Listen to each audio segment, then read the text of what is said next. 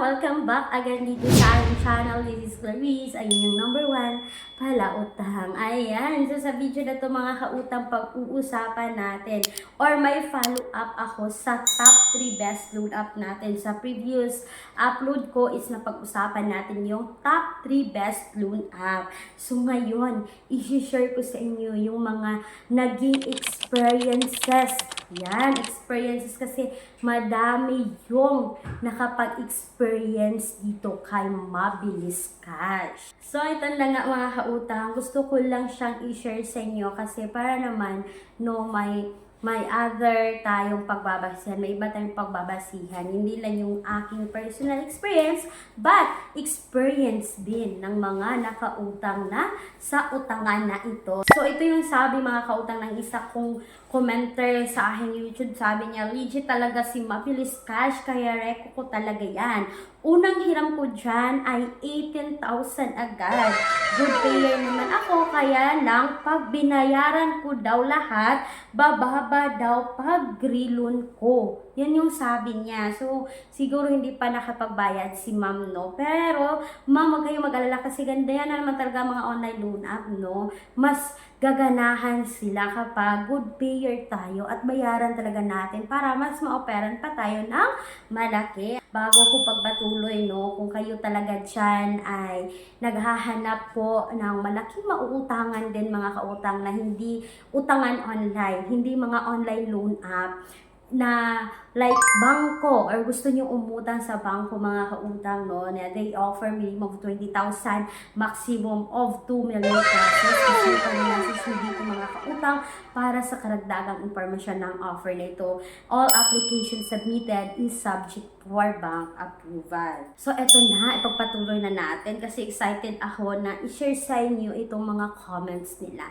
So, ito pang yung sabi ni Madam. Sabi niya, 39,000 na credit limit ko kay Mabilis Cash. So, akalain yung mga kautang, kapag kayo talaga ay good payer dito, is aabot na ng ganito. 39,000 na yung credit limit niya dito. At hindi lang yan mga kautang, ito pa.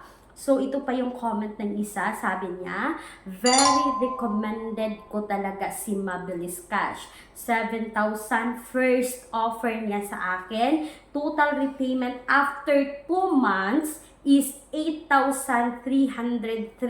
Sabi niya, wag lang maaga magbayad dyan. Baka di na ka makautang. One day or on due date ka magbayad para ewas reject sa next loan. Ayan, sabi, nagbigay pa ng tips si Madam. Sabi pa niya, 22,000 na credit limit ko sa kanya.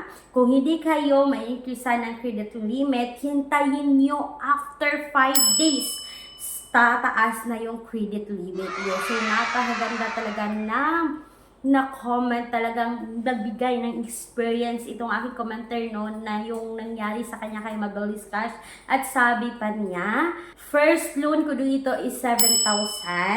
After 2 months, naging 14,000. Di ako nag-reloan agad kasi hindi pa need ang pera. After 5 days, naging 16,300. Tapos naging 19,000 hanggang ngayon is 22,000 yung credit limit niya. O akalain yung mga kautang yung sabi ni Madam na dapat talaga na magbayad kayo 1 day before due or nasa due date nyo na talaga para hindi kayo ma-decline sa next loan ninyo. At talagang kapag hindi kayo na-offera kapag hindi naman tataas yung credit limit nyo, mag-antay kayo ng ilang araw. Sabi niya dito 5 days is tataas na ang inyong credit limit. So napaka-gandang experience yung naging nangyari dito kahit Mabilis Cash, no, sa na-experience ng ating commenter. So yun mga kautang, no, diba? Hindi lang lahat ng nag-utang dito kay Mabilis Cash is hindi maganda yung experience. Ang iba ay 300 yung first offer ni Mabilis Cash, pero ang iba naman is nakapag-utang ng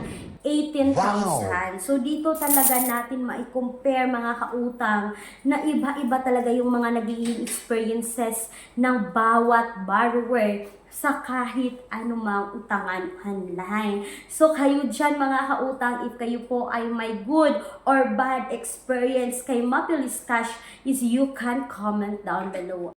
Kulang ang budget. Ang mahal ng mga bilihin. No problem. May solusyon tayo. Gamit ang isang valid ID, makakautang ka na sa loob ng 10 minutes o mas mabilis pa. Mag-apply ng loan kahit anong oras. Kahit gabi o kahit weekends or holiday. Maaaring i-check ang pinned comment sa video na ito, bisitahin ang link at mag-apply na. At mga kautang, huwag niyo kalimutan na maglalagay po ako ng hashtag word sa loob ng video na ito.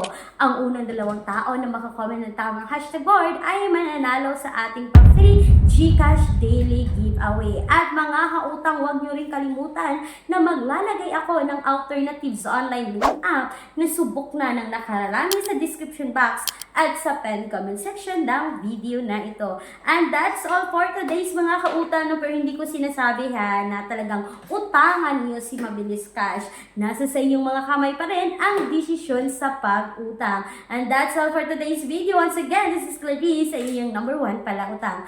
Dahil utang is life. Bye bye bye!